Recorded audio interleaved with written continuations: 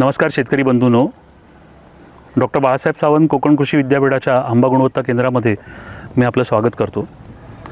आंब्याला मोहर यायला सुरुवात झालेली आहे आणि आंब्याच्या मोहराला कणी सेट व्हायला देखील सुरुवात झालेली आहे। छोटी छोटी फळं दिसायला लागलेली आहेत आणि या कालावधीमध्ये आंब्याच्या कणीपासून ते आंब्याचं फळ होईपर्यंत कुठल्या प्रकारची काळजी घ्यायला हवी याबद्दल मी आपल्याला आज सांगणार आहे। शेतकरी बंधूंनो, आंब्याचं झाड आपल्याशी बोलतं। कसं बोलतं तर तुम्ही इथे पाहू शकता की मी काही फांद्या ज्या आहेत या झाडावरनं कट केलेल्या आहेत। या फांदीमध्ये हा जो पानांचा अँगल आहे हा या डोळ्याच्या सरळ रेषेत आलेला आहे।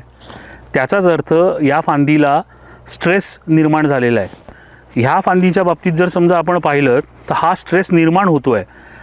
हा जो देठ आहे हा ह्या डोळ्याच्या वरच्या बाजूला आहे। ज्या वेळेला अशा प्रकारे हा देठ खाली झुकतो निसर्गतः आणि 90 डिग्रीच्या कोनात येतो त्यावेळेला हा डोळा फुगतो आणि मग ह्याच्यातनं पालवी किंवा मोहर बाहेर पडतो। आपण ह्या गोष्टीची ओळख झाडावर किती प्रमाणात अशा पालव्या झुकल्या आहेत किंवा अशा प्रकारे देठाजवळ 90 डिग्रीचा कोन झाला आहे त्याच्यावरनं ओळखू शकतो की या झाडातनं पालवी किंवा मोहर बाहेर पडणार आहे। आंब्याच्या परिपक्व काडीवर अशा प्रकारे मोहर बाहेर पडतो।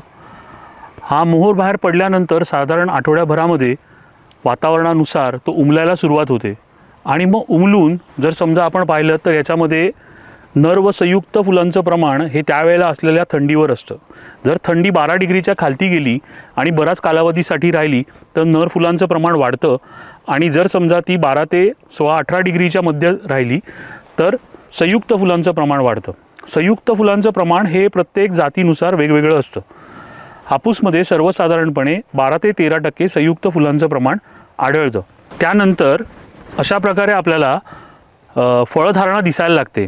कालांतराने ह्याच्यातली बरीचशी फुलं ही वापरात आल्या नमुळे सुकून जातात आणि मग आपल्याला ही फुलं जी आहेत ही हलवून पाडावी लागतात। ज्या ठिकाणी सेटिंग झालेलं आहे अशा ठिकाणी फक्त फळं ठेवून उरलेली फळं जी आहेत किंवा उरलेली फुलं जी आहेत ही आपण काढून टाकतो। या प्रकारे जर समजा आपण मोहर मोकळा केला आणि एक फळ इथे राहिलं तर या फळाच्या पुढे आपण कट करून टाकू शकतो जेणेकरून हे फळ पुन्हा पुढे टिकतं।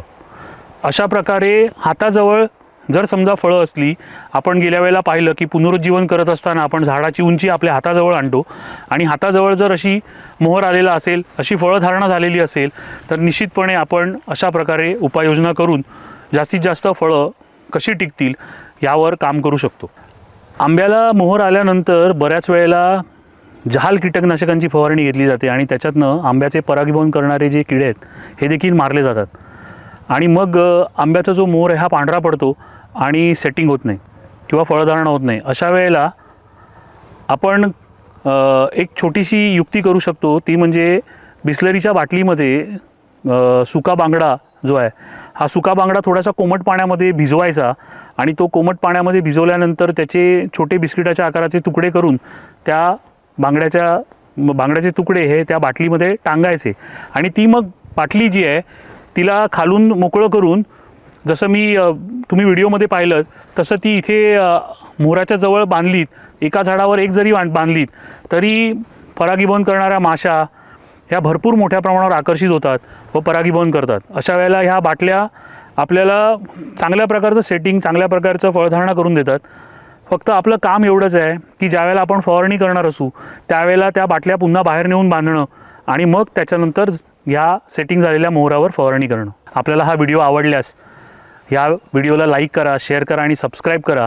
आमचं जे विद्यापीठाचं चॅनल आहे हे जास्तीत जास्त लोकांपर्यंत पोहोचवा आणि सगळ्यांना त्याचा लाभ घेऊ द्या। धन्यवाद।